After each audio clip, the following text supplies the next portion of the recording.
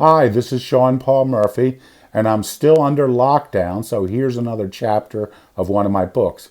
This week we return to Chapel Street, my upcoming paranormal thriller, which will be released by Touchpoint Press in July of 2020. In the previous chapters, we met our hero, Rick Backus, a guy much like me, and now in this chapter, we're going to meet our villain. I hope you enjoy it. Chapter 2, Elisabetta. Saturday. I got up late, around 11. Usually I didn't allow myself that indulgence, but I'd been out late the night before. I was a regular at the weekly Friday night swing dance at the American Legion Hall. After Gina, I accepted the fact that I would never marry or have a long-term romantic relationship with a woman. Still, the dances offered me the chance to enjoy the company of women. The organizers offered a free dance lesson before each dance, and I had developed some finesse on my feet over time. Some of the ladies seemed interested in me.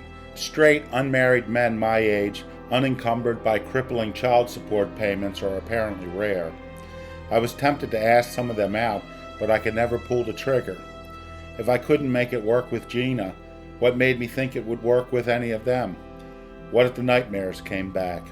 No, I was better off alone. After completing my morning grooming rituals, I had a light breakfast at my computer. I went to the webpage of the Baltimore Sun papers to check out the death notices. I checked every day for my cousins. My family appeared unscathed. Then I started making memorials for the deceased on resting place. I was lucky today. Another local contributor, who called herself Tombstone Terry, also combed through the local death notices. If I started too late in the morning, she would memorialize the dead before I had the chance. I didn't know if she considered me a rival, but I certainly viewed her as one. Tombstone Terry was racking up some pretty impressive numbers. I posted about 16,000 memorials over the past 4 years. Terry was only a member for 2 years and was already up to nearly 15,000 memorials. I couldn't let my guard down for a second. While memorializing someone buried at Eternal Faith Cemetery, I noticed a new photo request. I paused. The cemetery sat about 5 miles from my home. It would be easy to go over and snap the picture, but I always approached that place with a heavy heart. Eternal Faith Memorial Gardens was slated to be my own final resting place. My father, Stan Backus, bought 6 spots and joked that we could have them on a first-come, first-served basis. He snagged the first one himself a short year or two later, when I was 9 years old. My older brother Lenny got the next one. My mother Alice followed him. Only my sister Janet and I remained on this side of the grass, and it looked like we were going to leave an empty plot unless one of us got married. Something told me not to go to the cemetery, but fulfilling that photo request was a matter of pride. Tombstone Terry put up some good numbers, but she was lazy. She generated most of her memorials from internet newspaper death notices and funeral home listings. Her field work was weak. According to her profile, she only fulfilled 3 photo requests. I had fulfilled 49 more than that. I couldn't resist making it an even 50, so I slipped on my shoes and headed out into the world. Eternal Faith Memorial Gardens was a perfect example of the kind of cookie-cutter cemetery I hated. It gave me no comfort to know that I would be buried there myself one day. To preserve the so-called natural appearance of the grounds, the management only permitted flat markers, dull rectangles of granite topped with bronze nameplates and the occasional ceramic photo. Spare me. A person will rest under that monument for a long time. They should be entitled to choose one indicative of their personality. Throughout our lives, society forces us unceasingly into conformity. Shouldn't we have a little freedom to express ourselves in death? A philosopher might argue that the cemetery policy satisfied some egalitarian purpose. The graves of the rich and the poor, and the famous and the common were indistinguishable at Eternal Faith. Whatever. I suspect the real reason for the policy involved the cost. It was cheaper to cut the grass with these flat monuments. When I turned my trusty green Toyota Corolla into the cemetery, our family plot came into view. The graves lay near the top of a small rise about 150 yards from the service road. A sheltering willow tree stood nearby, making the spot extremely easy to find, but I averted my eyes quickly. While I often felt a mystical connection at the graves of my distant ancestors, that sensation was not repeated at the graves of people I actually knew in life. All I felt when I stood at their graves was their absence. And I didn't want to feel that today. It was too bright and sunny. Life was still too alluring. I preferred to think about Andrea, a girl who had asked me to dance 3 times the previous night. She was someone I could see myself dating, if I were dating. Then again, so was Rita Falstaff, at least on the days she tolerated me. Rita was the receptionist at the cemetery office. She was about 32 years old and always professionally dressed. Her hair was blonde, but her roots made a lie of that on occasion. She possessed a friendly smile, and she always seemed relieved to talk to someone who wasn't in mourning, unless said person was a genealogist. Genealogists were the bane of her existence. Our questions always sent her back to a wall of black filing cabinets in an unventilated back room. She despised rummaging through those file cabinets, complaining the whole time about her predecessor, who only had a passing knowledge of the alphabet. "No, I don't have time for you, Rick," she said, groaning audibly when I stepped through the door. "We've got 3 internments today." Only one name, please? "Is it a relative?" I hesitated.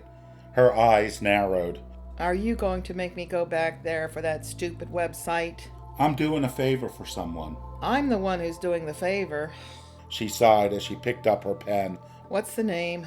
Matilda Ritter. She didn't even bother writing it down. "She's in the mausoleum, 3rd tier on the left." 40,000 people buried at Eternal Faith, and she knew the one I wanted right off the top of her head. I was skeptical. Are you sending me on a wild goose chase? "No, somebody was just in asking about her." Oh no. Was it Tombstone Terry? "Who's Tombstone Terry?" Describe her. "White, middle 30s, kind of stiff, like a high school math teacher or librarian. Is that her?" I don't know. I've never met her. "Then why did you ask me to describe her?" She replied, pointing to the door. "Get out and don't come back this week." Thanks, I owe you. "Damned right you do." I jumped into my car and drove over to the mausoleum. There weren't any cars parked out front. That meant Tombstone Terry got her picture already, but I could still beat her to the punch. If I uploaded my photo to the website before she did, I could still get credit for fulfilling the request. I smiled. Talk about snatching victory from the jaws of defeat. The day was getting better by the moment.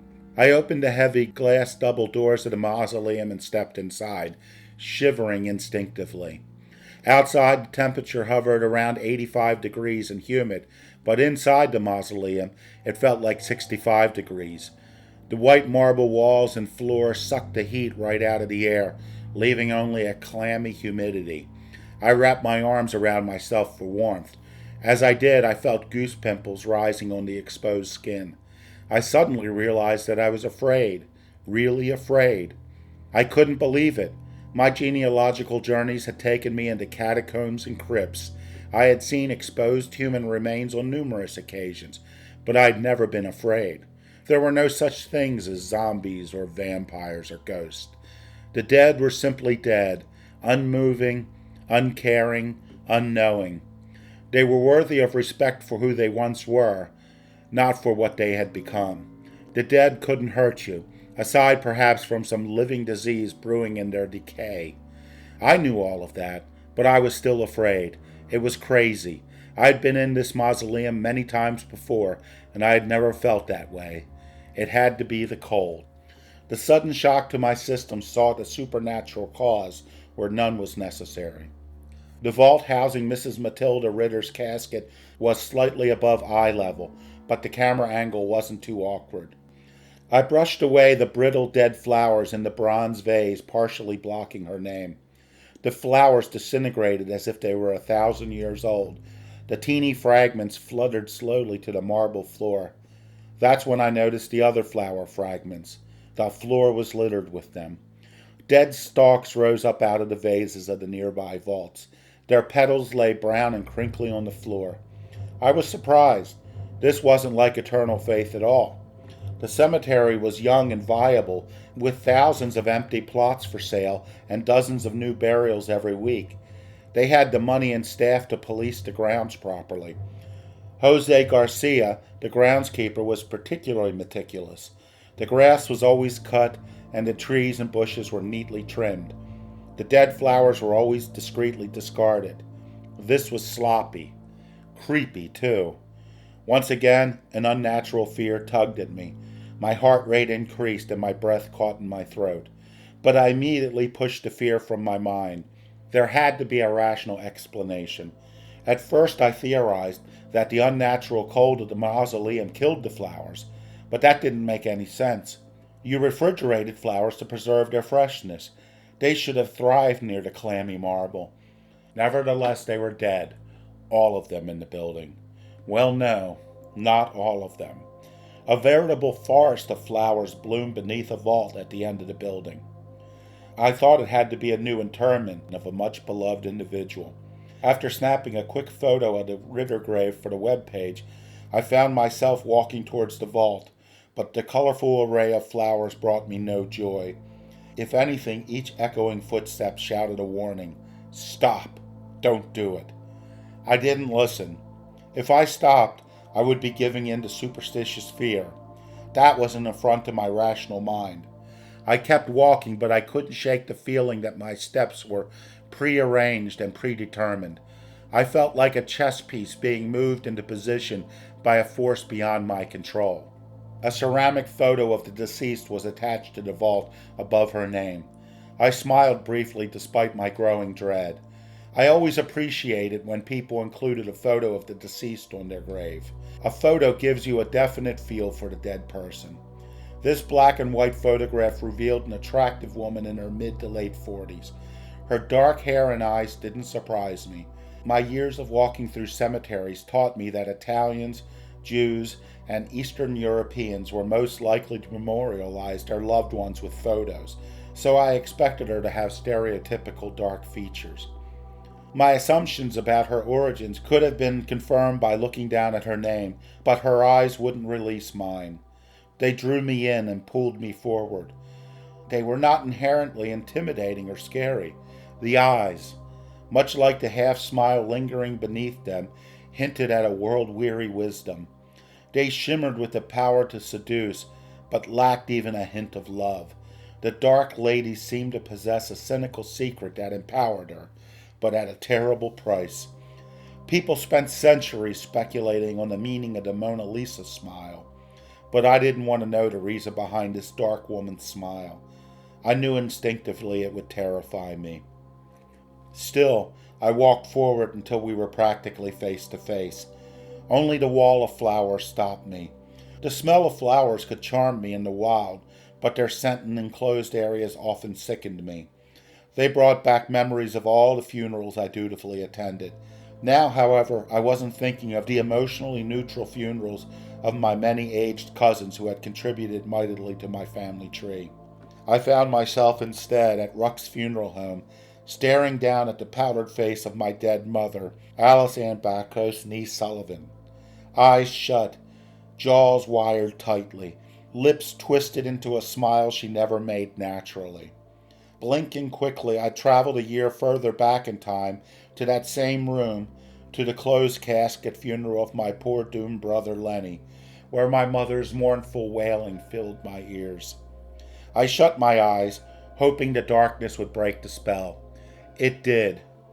I rested in the soothing darkness for a moment, my heart calming, before finally opening my eyes. I resolved not to meet the woman's gaze again, but I was too curious to turn away. I had to know more about her. I turned to the inscription. Elisabetta A. Kostick, September 19th, 1942, November 15th, 2014. The date of death surprised me. From the abundance of flowers, I assumed she recently died, or experienced an anniversary. Perhaps it was a wedding anniversary, but no husband was listed. Vaults generally sold in pairs. The names of the surviving spouses were usually listed in neat bronze letters on the marble, waiting only for the inevitable date of death. If she was single, who left the flowers? And why were her flowers still fresh when all the others were dead? I took a step back, and then another and another. I thought I was leaving, but instead I found myself raising my camera to photograph her grave. First I took a wide shot, capturing the entire front of the vault. Then, with some trepidation, I zoomed in on the photograph of Elizabeth A. Costick until her face filled my viewfinder. I half expected her eyes to hook me again, like they did earlier, but this time she simply stared blankly. Still, call me crazy, but it seemed like the corners of her lips had crept up a bit. Once the camera found the proper focus, I snapped the shutter and turned away. In the back of my mind, I hoped whatever drew me to the grave would release me once the pictures were taken. That wasn't the case. I felt the dark lady's eyes boring into me as I walked. My pace was brisk at first, but my speed steadily increased. The bright sunshine just outside the glass doors seemed like oxygen to a man swimming up from the depths. I was practically running by the time I reached the doors. My heart was thumping in my ears, practically drowning out my footsteps. An irrational fear suddenly overwhelmed me that the doors wouldn't open when I pushed them, but they did. Still, I didn't slow down till I was out of the shadow of the building itself and bathed entirely in the purifying light of the sun. My heartbeat slowed as I sucked in the fresh air. Before long, the chill of the mausoleum left me. Fear left and reason returned, but I had no explanation for what had happened. I hope you enjoyed that chapter of my paranormal thriller, Chapel Street, which was inspired by an actual haunting that my family experienced. Check out my blog, seanpaulmurphyville.blogspot.com, to learn more about the actual haunting itself and all things Sean Paul Murphy. See you next week. Hopefully by then I'll be able to get a haircut. Stay safe.